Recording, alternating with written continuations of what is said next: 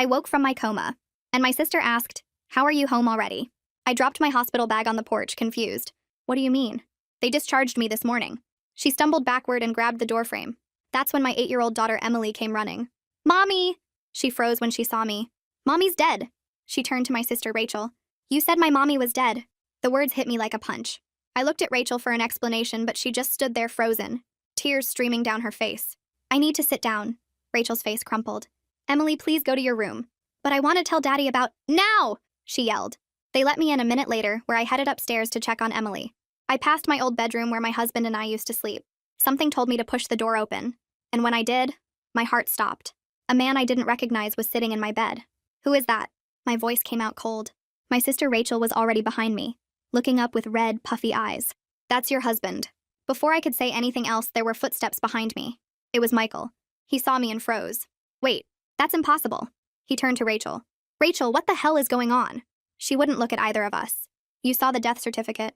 We had the funeral." That's when I realized he didn't know. "How long have you been here?" I asked him directly. 2 years. She called me in January, said you'd passed from complications. "My love, I never wanted to." "I'm sorry," Michael announced, following my gaze. I saw the ring on her finger and turned to Rachel. "You married him?"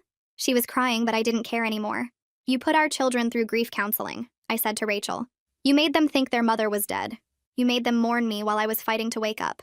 The doctor said you were brain dead," she started. "They said there was no hope." I had to grab the table.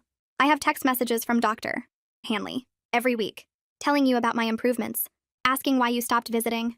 Michael's jaw clenched. "You were getting updates while I was sleeping in her bed? Did you freeze my accounts?" I asked, pulling out my phone. "I tried to get a cab from the hospital and my card was declined. Everything's gone. Savings, checking, even my retirement." Michael stood up fast. "Where's the insurance money?" Rachel went very still. "What insurance money?" "The life insurance. $900,000. You showed me the paperwork. You said it went to pay medical debts." I pulled out my phone and showed him my medical bills. All unpaid. "The hospital forgave the debt," I said flatly. "Charity case. Because my next of kin claimed poverty." Rachel was sobbing now. "I was going to fix it. I was going to— Going to what?" Michael's voice was sharp.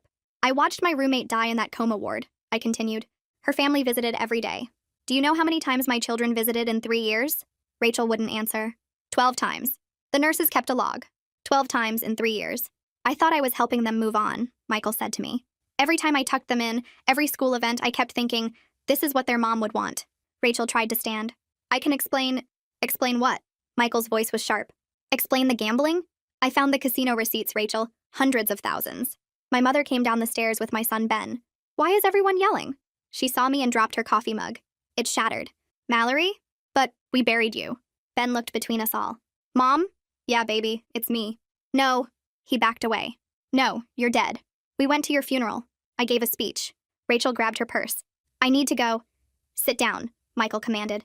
"Nobody's leaving until we sort this out." Tommy came down the stairs. "What's wrong with Ben?" He saw me and his face lit up. "Mom!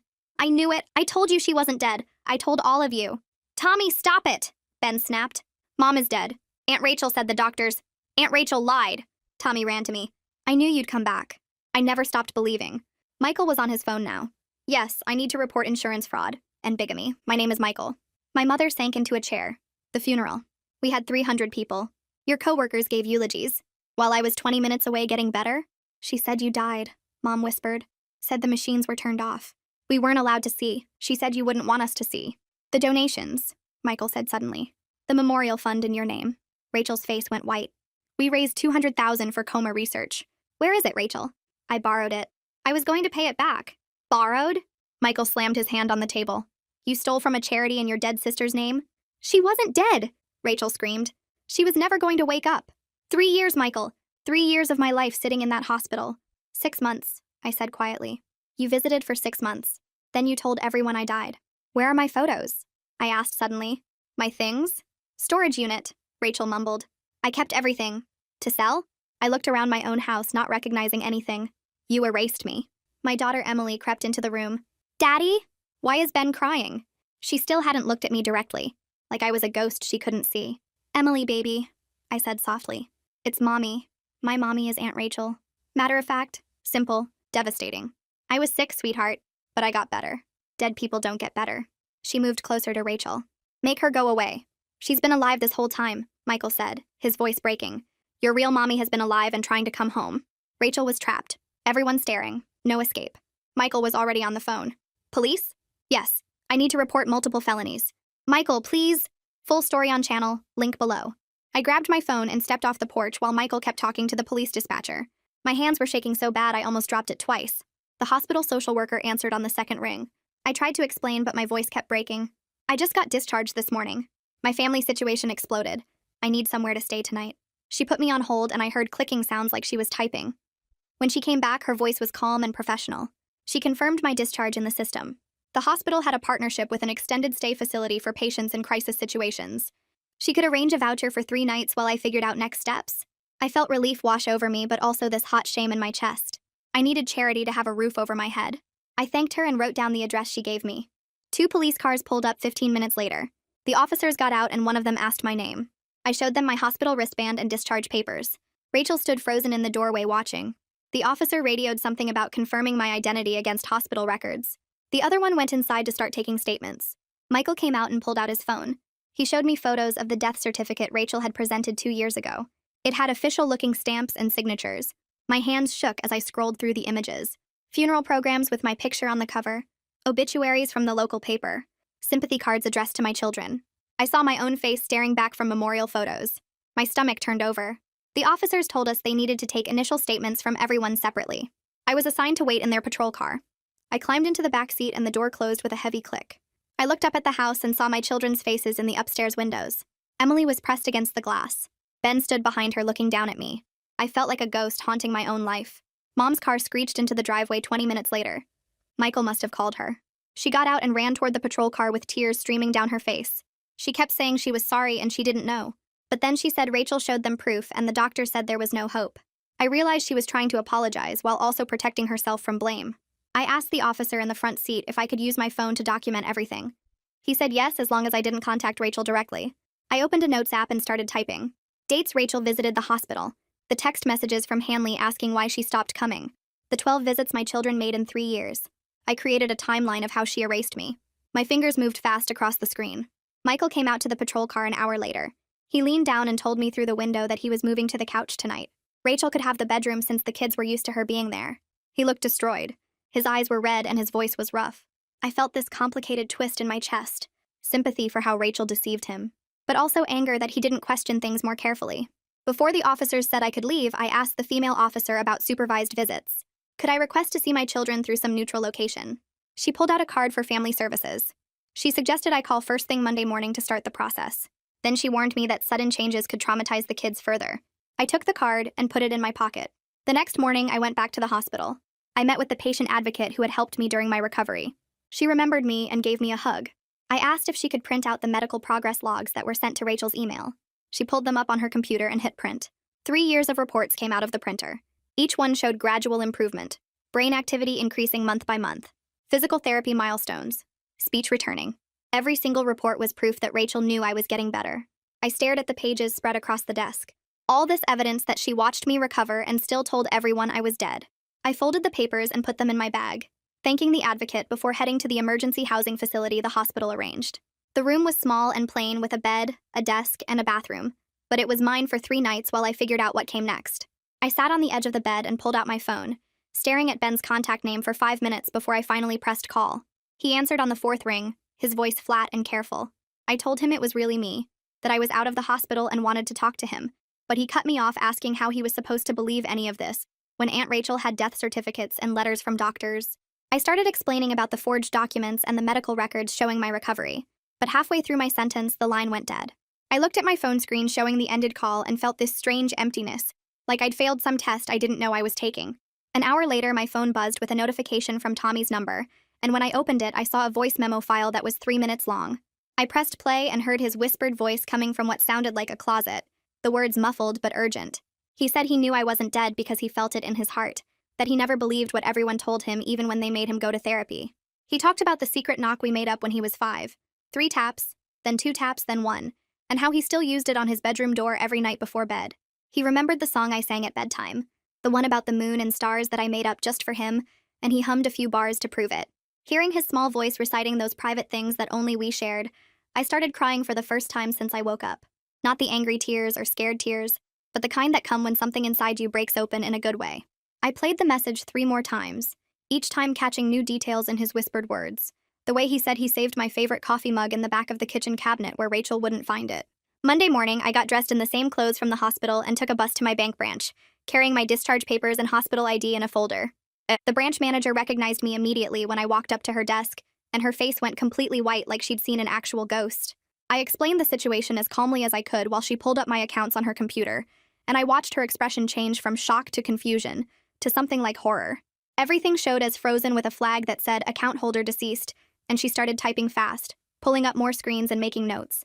She told me this was clearly identity theft, and she needed to flag it immediately with their fraud department, then explained I would need police reports and court orders to unfreeze anything.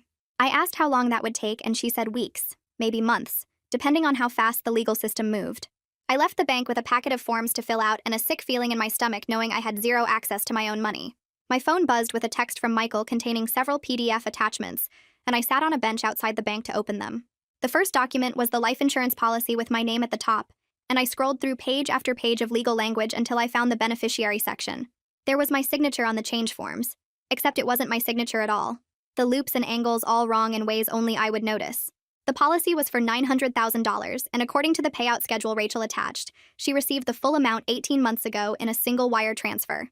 I took screenshots of everything, my hands shaking so bad I had to steady my phone against my knee. That afternoon, I stopped at a coffee shop near my old neighborhood, needing caffeine and a quiet place to think through everything. I was standing in line waiting to order when a woman I recognized from the school pickup turned around with her latte and froze. She stared at me with her mouth hanging open, then took 2 steps backward and bumped into the condiment station. I saw her whisper something to her friend, and both of them kept looking at me while they hurried toward the exit. The barista asked for my order twice before I could focus enough to respond, and when I finally got my coffee, I sat in the corner booth feeling like everyone in the shop was watching me. I realized that being seen in public was going to be way more complicated than I thought when the whole town believed they buried me 2 years ago. Tuesday morning, I spent 3 hours on my laptop researching family law attorneys in the area, reading reviews and checking websites for anyone with experience in custody cases and fraud. Most of the sites looked the same with stock photos and generic language about fighting for families, but one attorney named Mara Winters had a page specifically mentioning complex custody situations involving deception and financial crimes. I called her office and explained my situation to the receptionist, who put me on hold for 2 minutes before coming back to say Mara could see me that same afternoon at 3. I showed up early with my folder of hospital documents, the medical progress logs, the forged insurance papers, and the bank statements showing my frozen accounts. Mara's office was small but organized, with law books lining the walls and a desk covered in neat stacks of files. She spent an hour listening to my whole story without interrupting, taking notes on a legal pad and asking specific questions about dates and documentation. When I finished, she told me she'd handled cases involving financial exploitation before, but never one quite like this, and she thought we had a strong foundation for both criminal charges and civil recovery. Wednesday morning, Mara arranged for me to give a formal statement to Detective Harris at the police station, and I sat in a small interview room with gray walls and a table bolted to the floor. The detective photographed my hospital wristband from every angle, then took pictures of my discharge papers and the medical progress logs. He verified my identity by calling the hospital records department and checking my driver's license against multiple databases, treating the whole process with the kind of calm efficiency that made me feel less crazy about the situation. He asked detailed questions about Rachel's visits to the hospital, the timing of when she stopped coming, and the text messages from Dr. Hanley that I'd saved on my phone. I showed him everything I had, and he made copies of all my documents using a scanner in the corner of the room. The whole thing took 2 hours, and by the end my voice was hoarse from talking. Thursday afternoon, my phone rang from a number I didn't recognize, and when I answered, a man introduced himself as Gregory Hamilton from the insurance company's Special Investigations Unit. He explained they were opening a file on the fraudulent claim against Rachel, and asked me to preserve all documentation related to the case. His tone suggested he'd handled situations like this before, and knew exactly what patterns to look for, which made me feel like someone finally believed me without needing extra convincing. He asked me to send copies of the forged beneficiary forms and said they'd be conducting their own investigation separate from the criminal case. Friday morning, the hospital social worker called to tell me I'd been approved for a housing voucher through a county program for patients in crisis situations.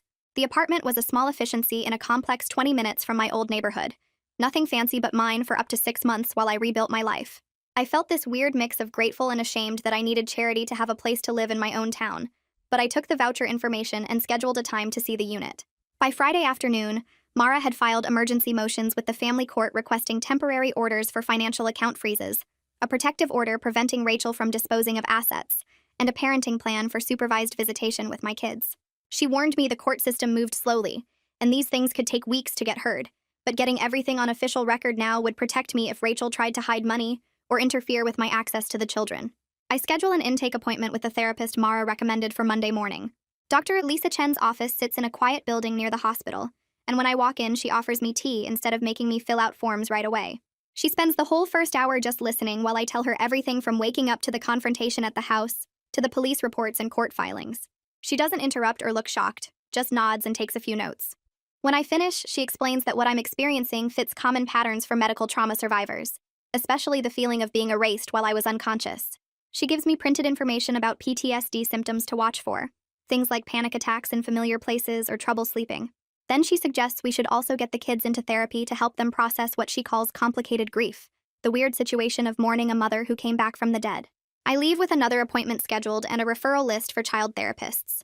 The school counselor, Mrs. Rodriguez, calls me Monday afternoon after Mara sent official notification that I'm the children's legal parent. She sounds careful on the phone, like she's worried about saying the wrong thing.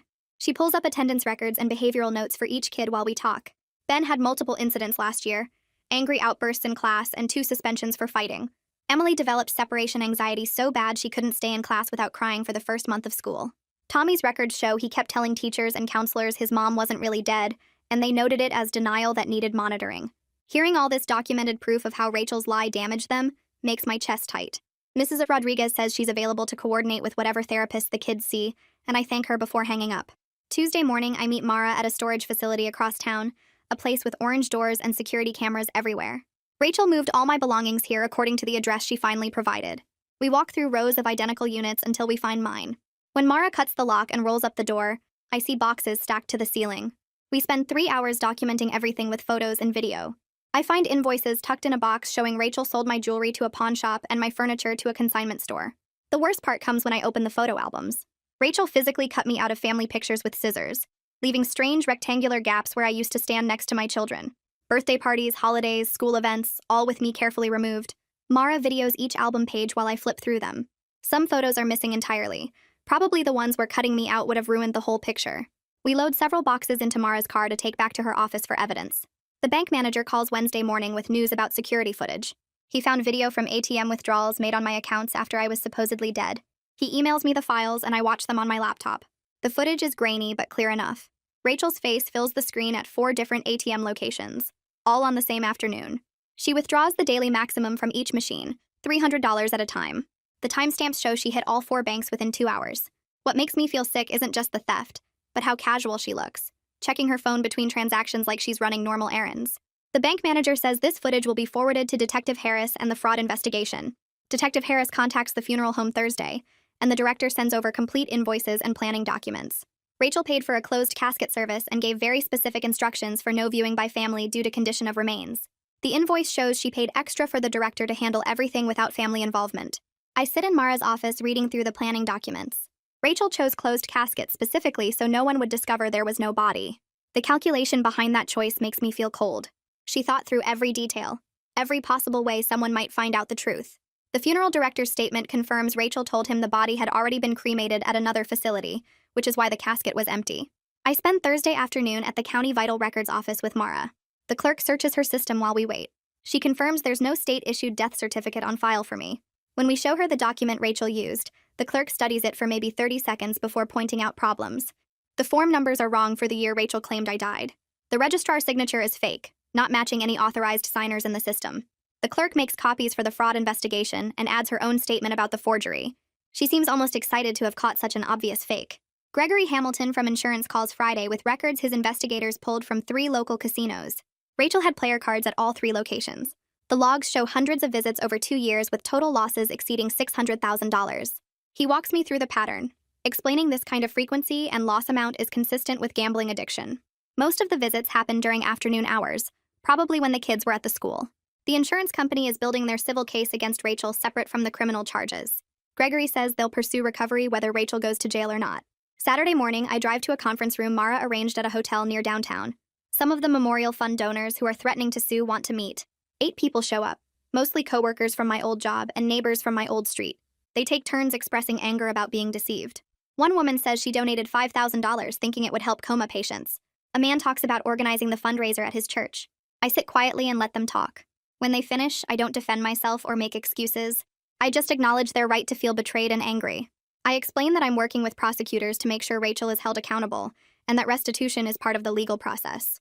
The meeting lasts an hour, and by the end, the hostility seems lower. A few people even apologize for taking their anger out on me when Rachel is the one who lied. By Sunday evening, I'm scrolling through Facebook and find multiple threads about my situation in a local parents group. The speculation is wild. Some people claim I was in witness protection. Others suggest Rachel and I planned the whole thing together. Parents are arguing about whether Emily, Ben, and Tommy should stay in their school, or if the drama will be too disruptive. One thread has over 200 comments debating whether the kids are traumatized victims or part of some scam. I close the app, but the damage is done. The social media storm could make everything harder for the kids at a time when they're already struggling with their own confusion. Mom shows up at my apartment Monday morning carrying grocery bags and a bucket of cleaning supplies. She sets everything on my kitchen counter and turns to face me. Her apology is different from the one she tried to give at the house. This time she acknowledges she should have questioned Rachel's story more carefully. She admits she wanted to believe Rachel because dealing with my coma was too hard. She doesn't make excuses or ask for forgiveness. Instead, she asks what practical help I need right now. I tell her the kids will need pickup from the school sometimes and maybe occasional childcare while I'm at appointments. She agrees immediately and writes down her schedule.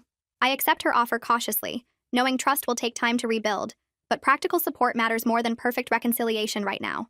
Requested Reads is on Spotify now. Check out link in the description or comments. Tuesday morning, my phone buzzes with a text from Michael asking if we can meet in person to talk. I agree to a coffee shop halfway between our places, somewhere neutral where neither of us has history. When I arrive, he's already sitting at a corner table looking exhausted, and he stands up when he sees me like he's not sure what the protocol is for greeting your supposedly dead wife. We sit down and he starts talking before I can say anything, admitting he had small doubts over the years that he pushed down because he wanted to believe Rachel could give the kids the stability they needed. His voice breaks when he describes reading bedtime stories to Emily and telling her made-up memories about me, thinking he was honoring what I would have wanted. He tears up explaining how he attended every school event and helped Ben with homework and taught Tommy to ride a bike, all while believing I was gone, and he was doing his best to fill an impossible gap. I feel something unexpected listening to him. Not forgiveness exactly, but compassion for how completely Rachel manipulated everyone, including him. He wasn't part of the lie. He was another victim of it. And recognizing that makes the anger I've been carrying toward him ease just slightly. Wednesday afternoon, I drive to the family services office for my first supervised visit with Emily. The building smells like industrial cleaner and the waiting room has plastic chairs bolted to the floor. A social worker named Diana brings Emily into a small room with toys and a table, and Emily walks in clutching something against her chest. It's Rachel's cardigan, the blue one she wore all the time, and Emily holds it like a security blanket. Diana sits in the corner with a clipboard while I try to start a conversation, asking Emily about school and her friends and what she's been reading. Emily stares at the wall the entire 30 minutes, not making eye contact once, her body angled away from me like I'm not even in the room.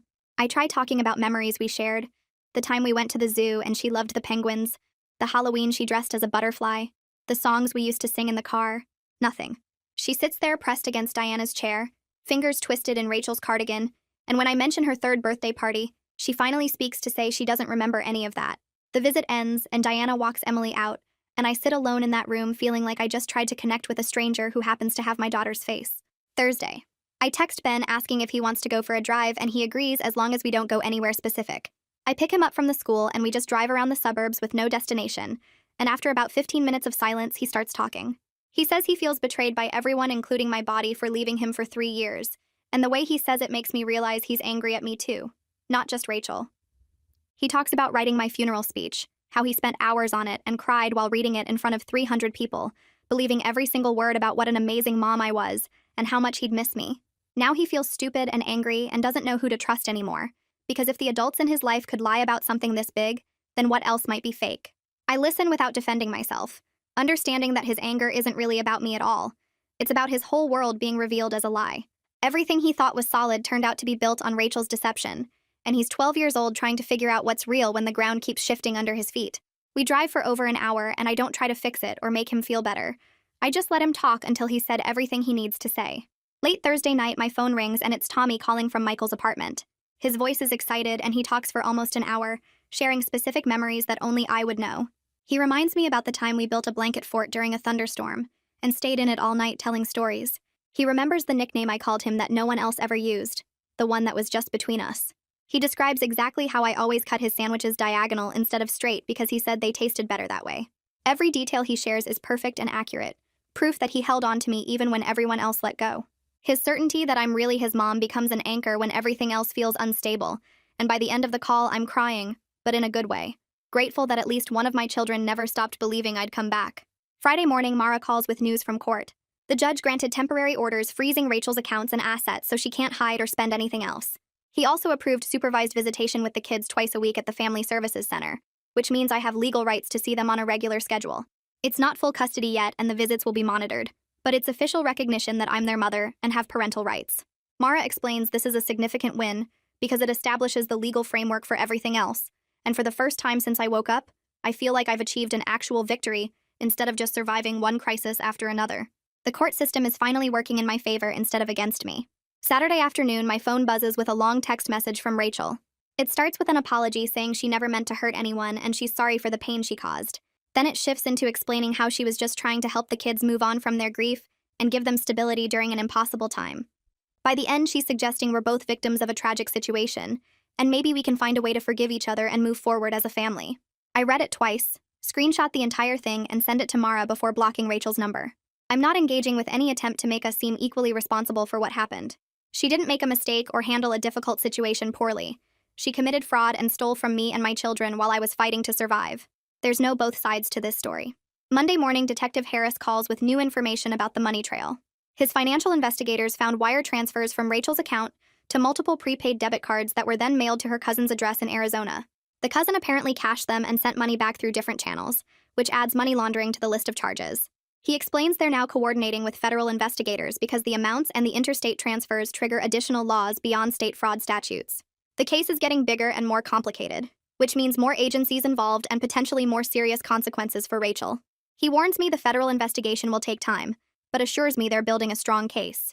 Tuesday afternoon, Gregory Hamilton from the insurance company calls to update me on their civil case.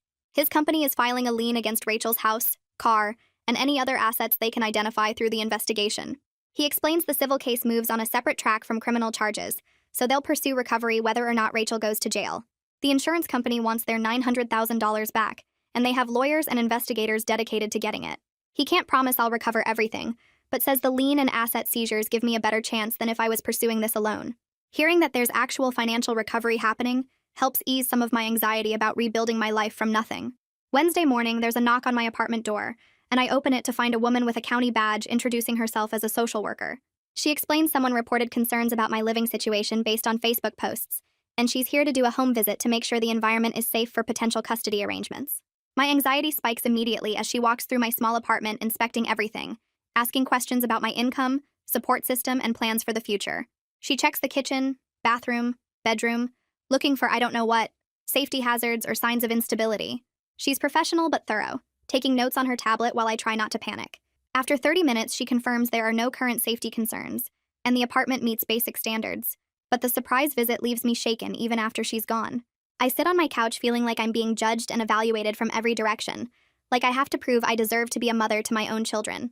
Thursday, I meet with the criminal prosecutor Jason Hernandez at his office downtown. He's younger than I expected, maybe late 30s, with a direct way of talking that I appreciate. He walks me through the possible charges against Rachel, including insurance fraud, identity theft, forgery, and theft from a charitable fund. Each charge carries different penalties, and he explains how they build on each other to create a strong case. He warns me that court proceedings are slow and stressful, with continuances and delays and procedural motions that can drag on for months. Then he asks if I'm prepared to testify, to sit in a courtroom and recount everything that happened while Rachel's defense attorney tries to poke holes in my story. I tell him I'm ready to do whatever it takes for accountability, that I didn't survive 3 years in a coma just to let Rachel get away with erasing me. He nods and makes notes, and by the end of the meeting, I feel like I have someone fighting for me who actually understands what's at stake. Friday morning, I drive to the hospital where I spent 3 years in the coma ward and meet with their compliance officer in a small office near the main entrance. She's a woman in her 50s with reading glasses on a chain, and she pulls up files on her computer screen showing every email and voicemail they sent to Rachel over 3 years. The logs are detailed, showing dates and times, and I see messages sent monthly starting from my 6th month in the coma. She scrolls through screen after screen of documented outreach attempts, and her voice sounds genuinely upset when she explains how unusual it is for family to completely stop responding. She prints out a 10-page affidavit listing every contact attempt, every progress update they sent, every voicemail they left asking Rachel to call back. I take the papers and thank her, and driving away I feel this strange mix of validation and anger, because now I have proof that Rachel knew, that she chose to ignore every single update about my improving condition. Dr. Chen meets with me that afternoon in his office and hands me another affidavit he prepared detailing my medical recovery timeline. He walks me through each phase, explaining how my brain activity stabilized around the 6-month mark, how voluntary movement started returning at 1 year, how speech therapy began at 18 months when I could follow simple commands. Reading his clinical notes makes me see my body as this fighter that kept working to heal even when everyone around me had given up hope. He points to specific test results showing steady neurological improvement, and I realize my recovery wasn't some miracle that happened overnight, but a gradual process that Rachel watched happen before she decided to declare me dead anyway.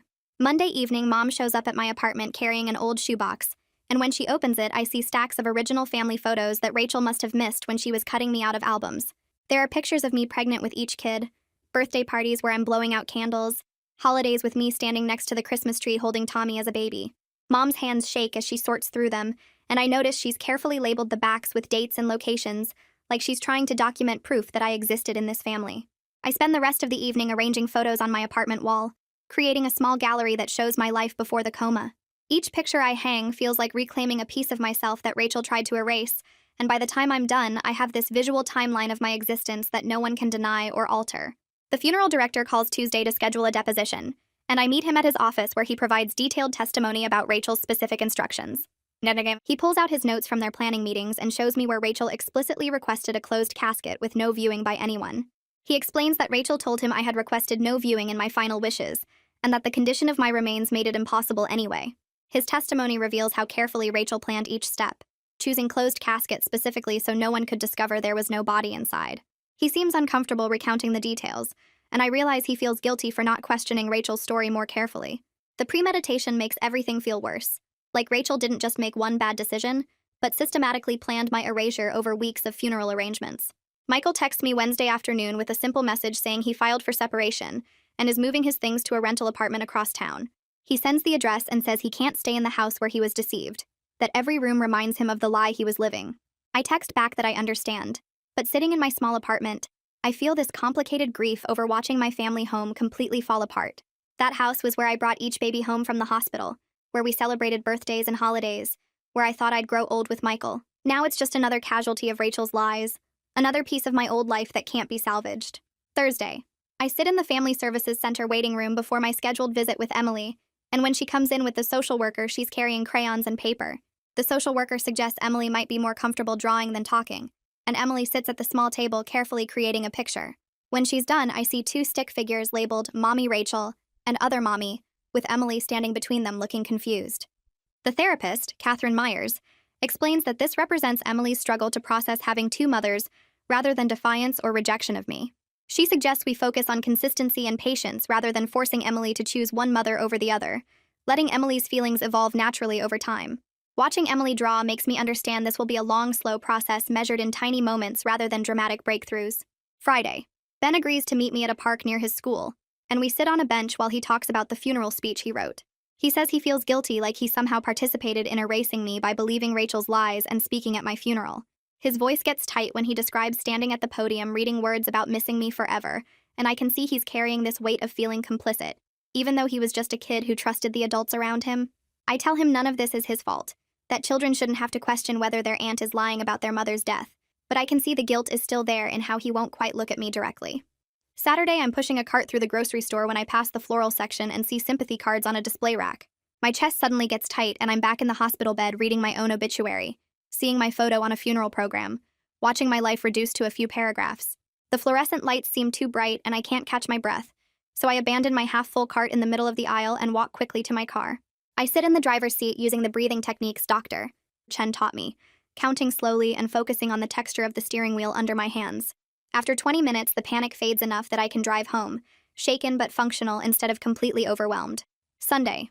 I'm sitting in my apartment when anxiety starts building again, this heavy feeling in my chest like something bad is about to happen.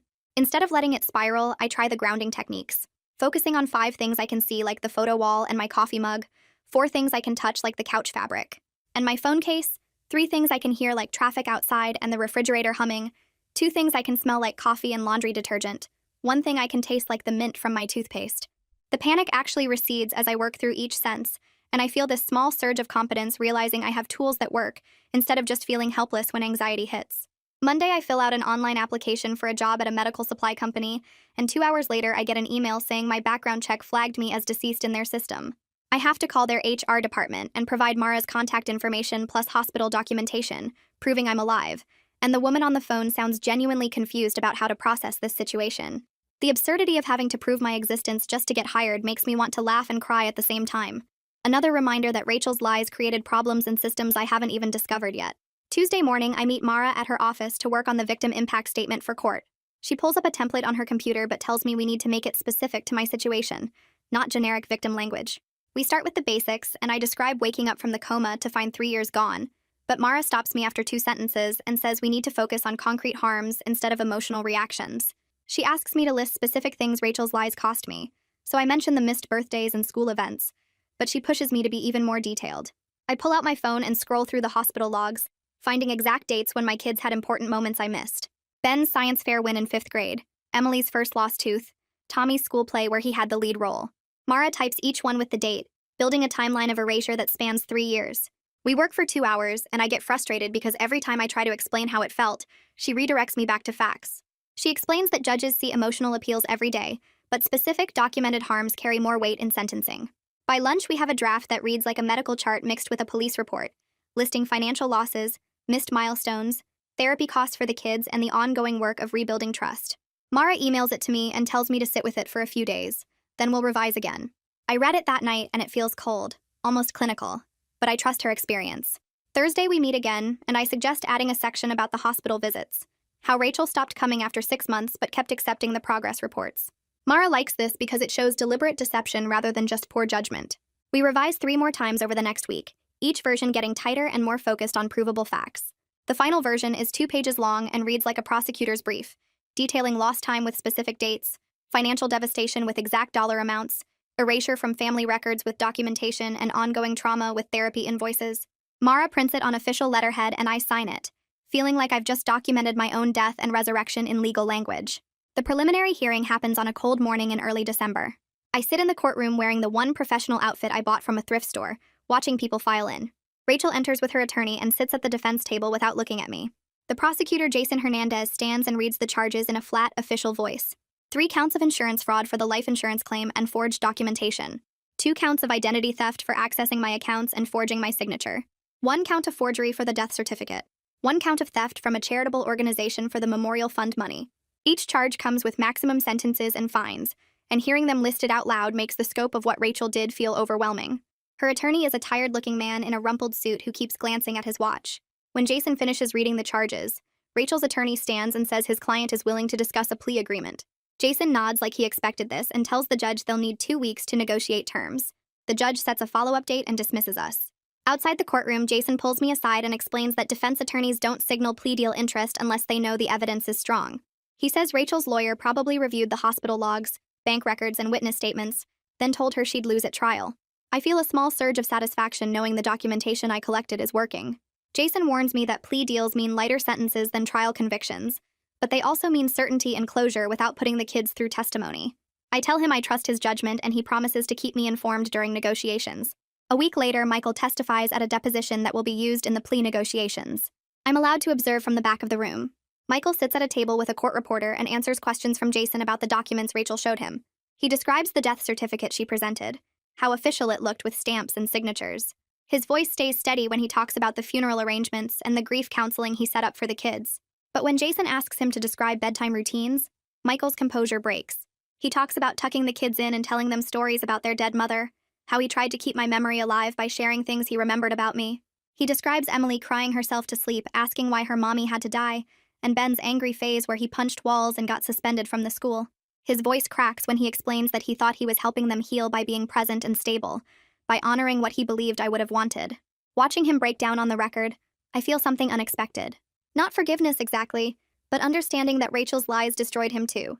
He lost 3 years believing he was raising his dead wife's children as a favor to her memory, building a life with her sister because he thought it's what I would have wanted. The manipulation runs deeper than just stealing money. She rewrote our entire family history and made everyone complicit in erasing me. When the deposition ends, Michael walks past me without making eye contact, his face red and his hands shaking. I want to say something, but there aren't words for what we both lost to Rachel's deception. 2 weeks later, I'm back in court to deliver my impact statement. The judge allows me to read it before Rachel's sentencing hearing. I stand at a podium with my 2-page statement printed in large font so my hands won't shake too obviously. I start reading in a voice I forced to stay level and calm. I describe waking up in the hospital after 3 years to discover I'd been declared dead, my children told to grieve me, my husband remarried to my sister. I list the specific losses with dates. Emily's first day of kindergarten on September 8th. Ben's championship soccer game on October 15th. Tommy's 7th birthday party on March 3rd. I detail the financial devastation with exact numbers. $900,000 in life insurance stolen. $200,000 in memorial fund money embezzled.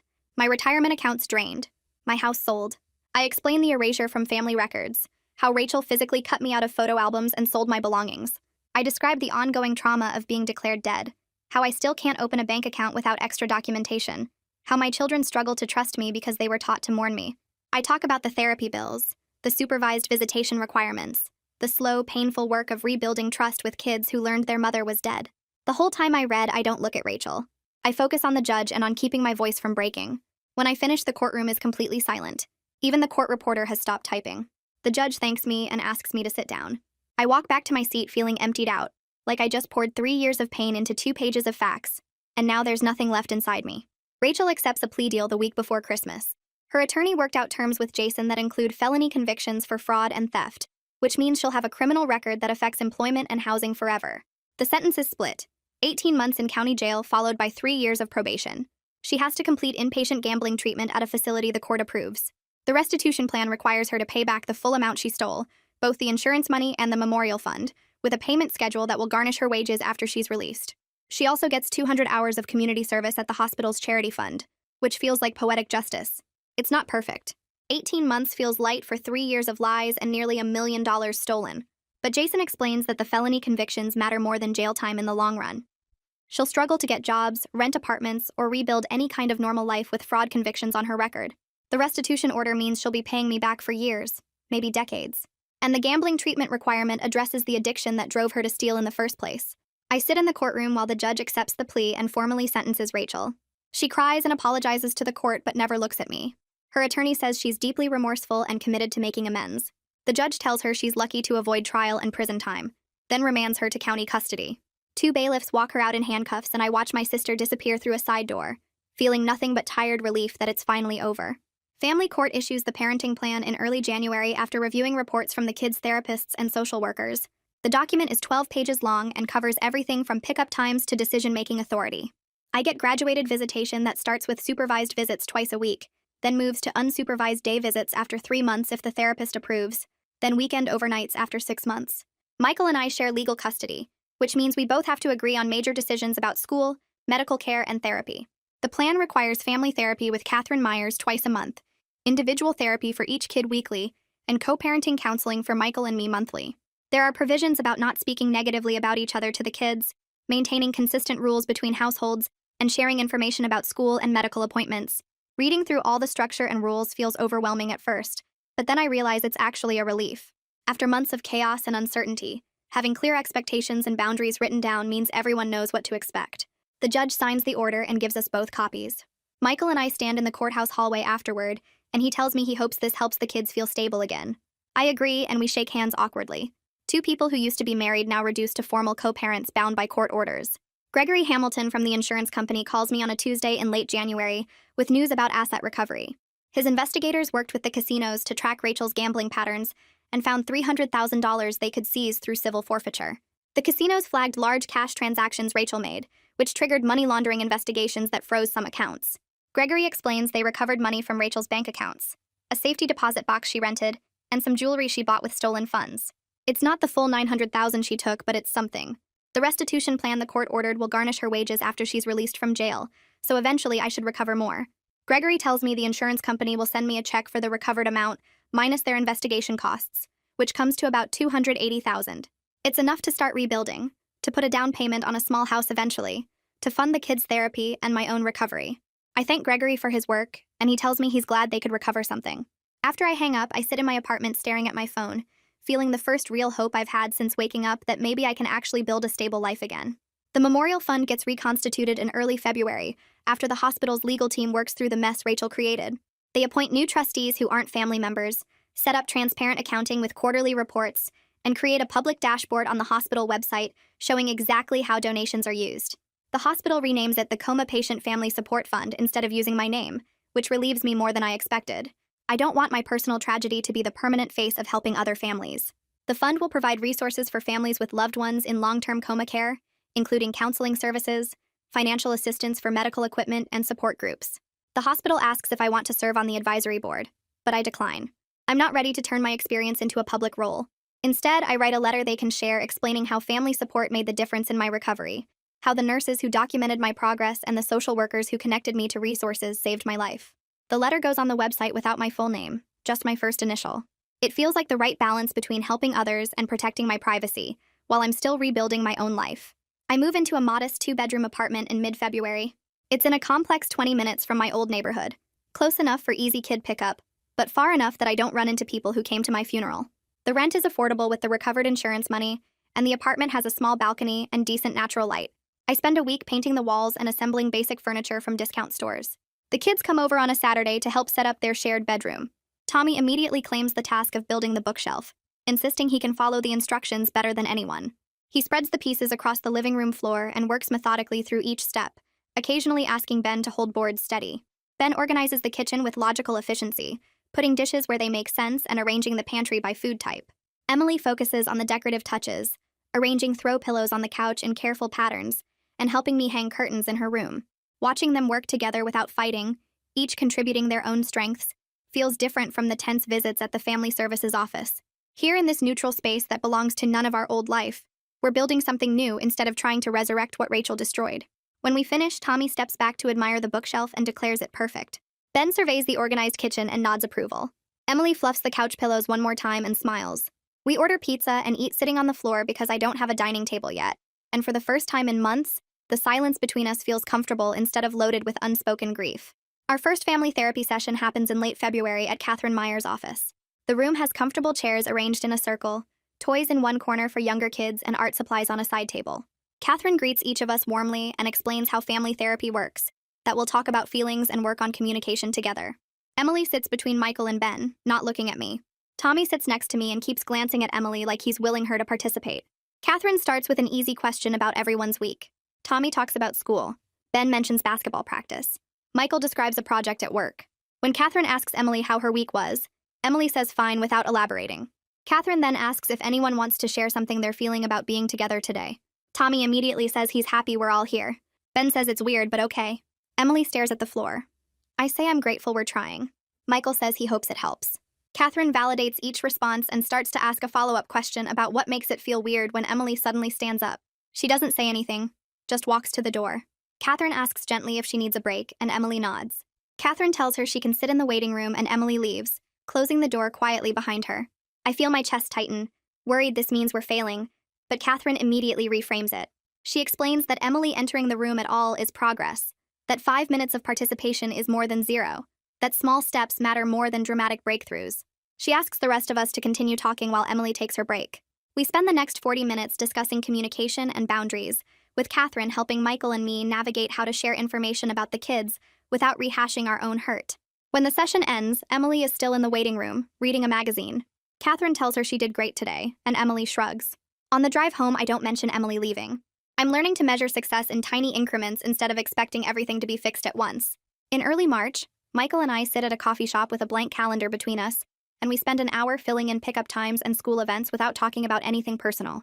He writes down when Ben has basketball practice on Tuesdays and Thursdays. I add Emily's dance class on Wednesdays. We mark the days each kid will sleep at which apartment, dividing the week into blocks that feel fair without being exactly equal. When he asks about Tommy's doctor appointment, I tell him the date and time, and he adds it to his phone calendar. We don't discuss the past or our feelings or anything beyond logistics. The emotional distance actually makes it easier to focus on what the kids need instead of our own hurt. He pays for his coffee and leaves first, and I sit there for a few more minutes looking at the calendar we created, thinking how strange it is that we're co-parenting our children like business partners instead of the married couple we used to be. Mom calls me the next week asking if she can post something on Facebook about what happened, and I feel my stomach tense up because I'm worried she'll make it about her own guilt or create more drama. She reads me what she wrote over the phone, and it's actually good. She acknowledges that she believed Rachel's lies without questioning them enough. She offers to help other families advocate for their loved ones in medical situations. She doesn't make excuses or ask for sympathy. I tell her she can post it, and within hours, people are commenting with supportive messages and sharing their own stories about family betrayal. A few days later, she texts asking if she can help with childcare twice a week so I can attend therapy and go to job interviews. I agree to Tuesdays and Thursdays, and she shows up exactly on time the first week, bringing groceries and staying quiet while the kids do homework. The practical support matters more than any apology she could give. On a Saturday in late March, we all drive to the storage unit together, and I unlock the metal door to reveal boxes stacked floor to ceiling. The kids stand there staring at all my stuff packed away like I really was dead, and nobody says anything for a minute. I start opening boxes and pulling out photo albums, old toys, kitchen items I used to use every day. I tell them they can choose what they want to display in our apartment, and Tommy immediately grabs a photo of us at the beach from 5 years ago. Ben finds my old recipe box and says he remembers me making cookies from these cards. Emily touches a stuffed elephant carefully and asks if this was hers when she was little. I tell her yes, and she holds it against her chest without looking at me. We spend 3 hours going through boxes, and by the end we have a pile of photos and mementos they picked themselves. On the drive home, Ben talks about creating a wall in the apartment to show our family history, and having them help decide what story to tell feels more powerful than me trying to force my version of the past on them. The first week of April, I get an email from the court saying the final orders went through removing the deceased flag from all my government records. Social Security, DMV, credit bureaus, medical databases, everything now shows me as alive. It's just a bureaucratic database update, clicking a box in some system somewhere, but it feels huge. My new driver's license arrives in the mail a few days later, and I stand in my kitchen staring at it for 10 minutes like it's proof I exist. The photo shows my face thinner than before the coma, my hair shorter than I used to wear it, but my name is spelled right, and the status doesn't say deceased. I put it in my wallet and carry it everywhere, checking it multiple times a day like I'm worried it might disappear. Mid-April, I write a careful post for the community Facebook group focusing on the legal process and thanking people for their patience. I deliberately avoid blaming anyone or adding drama. I explain that the court cases are ongoing, and I appreciate everyone's understanding while my family works through this complicated situation. I hit post and immediately feel anxious about the response, but within an hour there are dozens of supportive comments. Several people message me privately to share their own experiences with family betrayal, and reading their stories helps me feel less isolated in this bizarre situation. One woman tells me her brother stole her identity and she spent 2 years fixing it.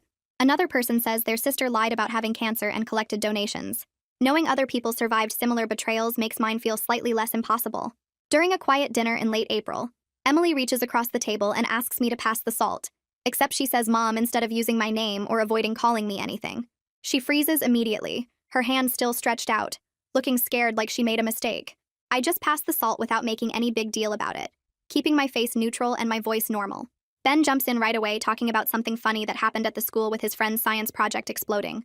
And Tommy joins in asking questions, and we all pretend the moment didn't happen, because forcing it or celebrating it would ruin the fragile progress we're making. Emily takes the salt and sprinkles it on her food, and I see her shoulders relax slightly when nobody makes her explain or take it back.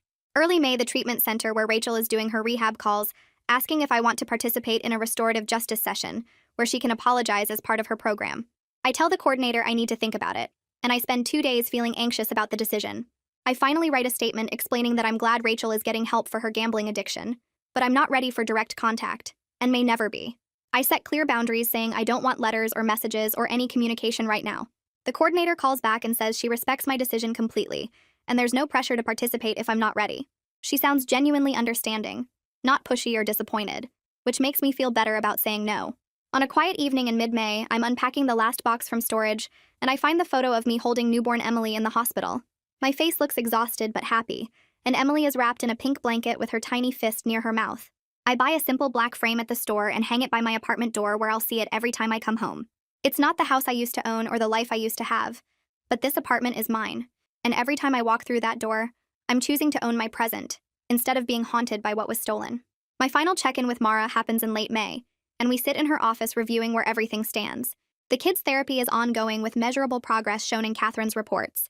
Co-parenting with Michael is stable and functional with our calendar system working smoothly. Rachel's restitution payments started coming through the court system last week. Small amounts, but consistent. I accepted a job offer at the medical supply company that starts in June doing administrative work with decent pay and benefits. Mara closes my file folder and tells me she's proud of how I've handled everything, and I realize this might be our last meeting unless something new comes up. It's not a fairy tale ending where everything is perfect and everyone is healed and my family is back together like before, but it's real stability built on honest foundations, and for the first time in 3 years, I feel like I'm living my actual life instead of fighting to prove I deserve one. Well, that is the end of another completely average story. If you made it this far, I honestly do not know whether to be impressed or concerned. You might as well subscribe since you are already in too deep. We can call it commitment.